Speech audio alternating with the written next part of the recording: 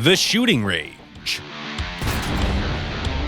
In this episode, pages of history, the race for armor thickness, Triathlon, the first monoplane fighters, and Metal Beast, the Battle Pass main prize.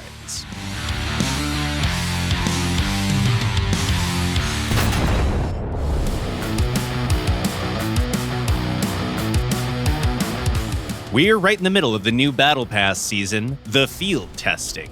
And today's Metal Beast is the main ground trophy, the Soviet Object 248. Let's put it to our own field testing.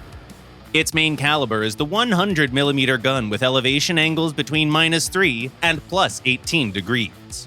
The auxiliary caliber is a coaxial machine gun. The engine and transmission compartment is found in the rear. The driver sits in the front, and 3 more crew members are in the turret. The ammo is spread throughout the entire combat compartment. Both outside and inside, the 248 is very similar to its predecessor, the IS-2, which we featured on our show not so long ago. There's only one major difference, but it does introduce a significant change to its battle efficiency. Naturally, we mean the object's 100mm cannon. At first, you might believe that its reduced caliber can't mean any good, but the exact opposite happened to the IS-2. The amount of explosive filler in its 122mm HE shells was often excessive, and reloading such heavy rounds was simply taking too long. Today's Metal Beast has an obviously improved balance. Its rounds are still good enough to penetrate most opponents, certainly their vulnerabilities, if not their front armor. There's usually enough explosive filler to knock out the enemy crew, and the main highlight here is that the reload doesn't take 20 seconds with a top crew anymore. It's only 8.5 for the first level ammo stowage. The increased rate of fire will allow you to be more active in combat and even move in the front, at the cutting edge of the advance. The object is by no means a light tank to be able to get to key positions first, but it's perfectly capable of seizing the initiative when a fight starts. Its weak points were inherited from the IS-2. One of them is the armor layout. The front of the hull has some pretty large vulnerable areas, and even angling won't ensure that they're protected. Which means that you'll have to remember the tactics used on the IS-1 and IS-2. What do you do before blasting your way through? Right, turn your back on them and wiggle furiously to make aiming harder for your enemy. Works like a charm. That is, if you do it on time, and that's tricky. No one wants to crawl and reverse from the respawn point all the way across the map, but bumping into a prepared enemy with your front isn't a nice thing either. Another flaw of this tank is its depression angles. The damned -3 degrees are something you're not gonna forget. You think hills would be an issue? Even street curbs might become an obstacle. You'll have to watch the road all the time in your battles, lest you drive onto a tiny bump at the worst moment, or frantically try to go around it, instead of spending the time on aiming. Overall, the Object 248 is a simple-to-use machine with a great balance. If you know its pros and cons, it'll net you numerous frags and deflect many rounds with its armor.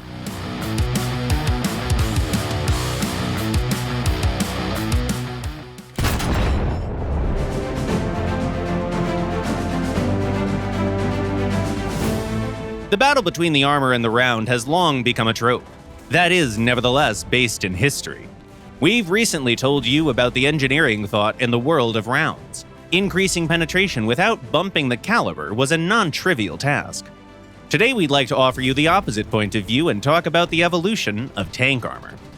Before 1936, tanks would usually provide enough protection for the crew to only ignore some bullets and shrapnel.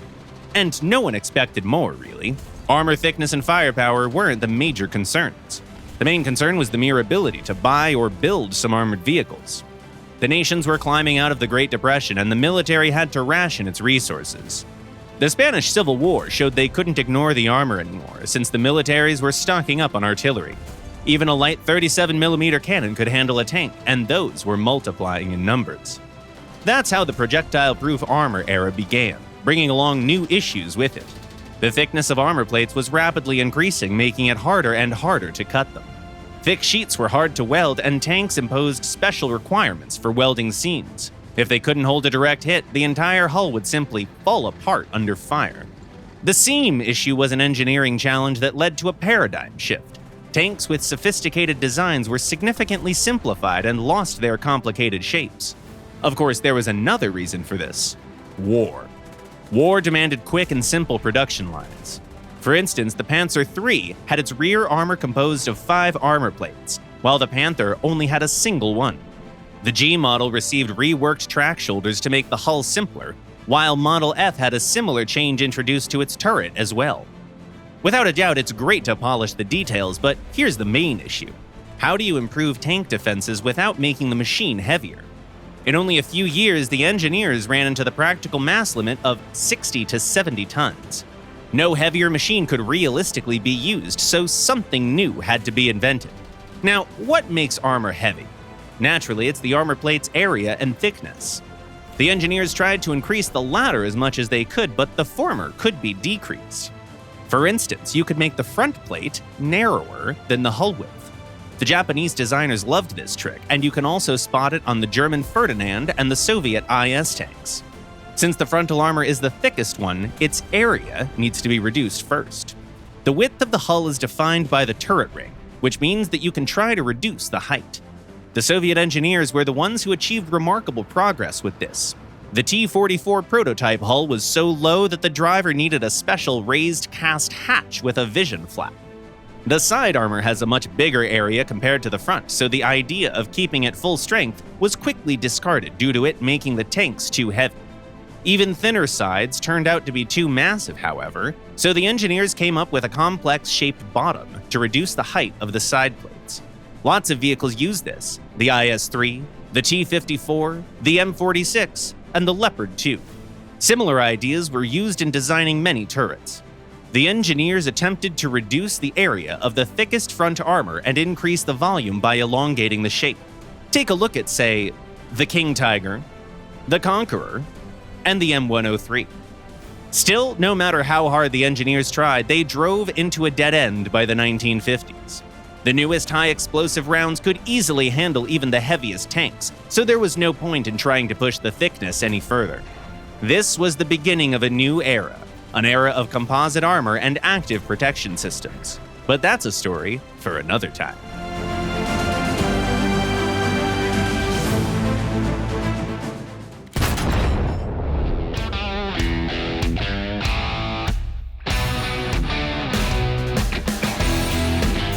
You asked us in the comments, and we deliver.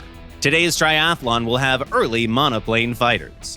Please welcome the participants: the American P-36A Hawk, the German Bf-109 Modification B1, the Soviet I-16 Type 5, the Japanese A-5M4, the Italian G50 Series 7, and the French CR-714.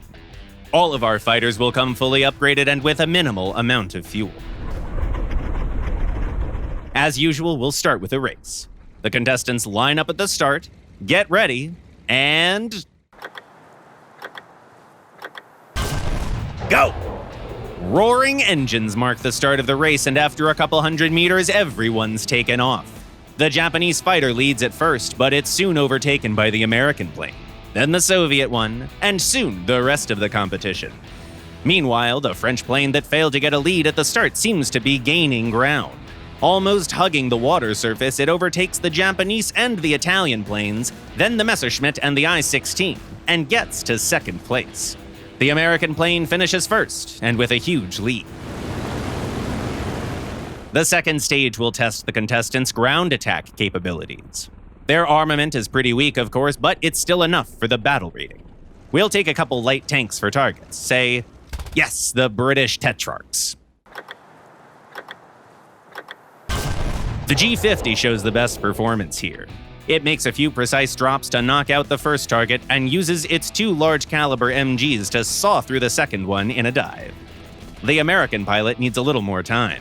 They have no bombs and only 1 large caliber machine gun, so more attacks are required. The rest of the competition, well, has to make do. They have no suspended armament and only small caliber machine guns. The roof of the light tank can be penned with them, but only at a rather short distance, so our pilots have to exit their dives at the very last second.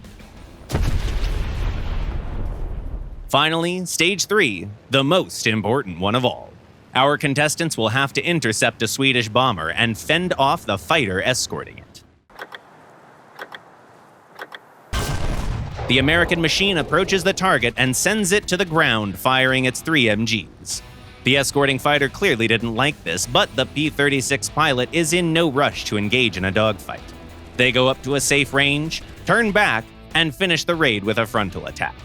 The French pilot showed a similar performance. They had to spend a bit more time with the bomber, but then they broke the distance and performed a frontal attack with no sweat. The Italian pilot handled the first target quickly, but breaking away from the fighter became an issue. The Soviet and the Japanese pilots both downed their bombers, entered the duels, and returned victorious.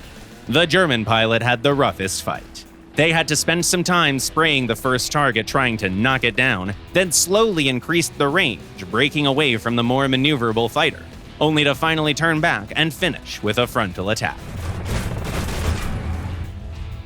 Time to sum up. The bronze is shared by the French CR-714 for its high speed and decent weaponry, and the Soviet I-16 for its balanced flight performance. The silver goes to the Italian G-50 for its bombs and a couple of large-caliber machine guns. And the winner today is the American P-36. Its best speed and powerful MGs make it the most dangerous fighter in today's triathlon. And while our participants are showing off their flying skills above the airfield, we'll answer some of the questions from your comments.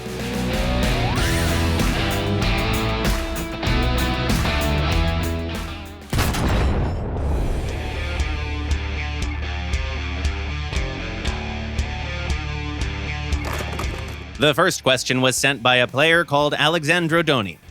I see in some videos that the players have different aim sights instead of the default. How can I change it? Hi, Alexandro. You can choose the sight you want by going to Options, Main Parameters, Air Battle Settings. Kartoff Frey asks, any tips for playing the MiG-19 in the German tree? Hi there, Kartoff. It's similar to other jet fighters. Fly straight when you can and only join dogfights when there's no other enemies nearby. This MiG has no missiles, but even if it did, your main weaponry would still be the cannons. Another question comes from Jeff the Cat. What's the biggest caliber in the game? Hi, Jeff. Among the ground vehicles, the record has long been held by the British FV 4005 with its caliber of 183 millimeters. The biggest flying gun badge belongs to the Italian P108. Its caliber is 102 millimeters.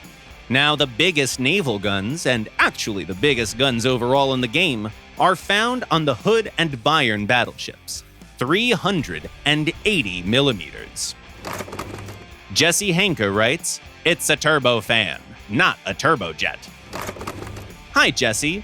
There's no clear definition for the turbofan engine term. Some use it to describe any bypass turbojet engines. Others restrict it to power plants with a bypass ratio above 2. Whichever approach you prefer, a turbofan engine is just another type of jet engine, so we can't say it's a mistake to use this term. And the last comment for today was written by Down South. How many Shermans, including modified variants, are in the game? Hello from up north. War Thunder has accumulated no less than 32 modifications of this tank, so it sure is the biggest tank family.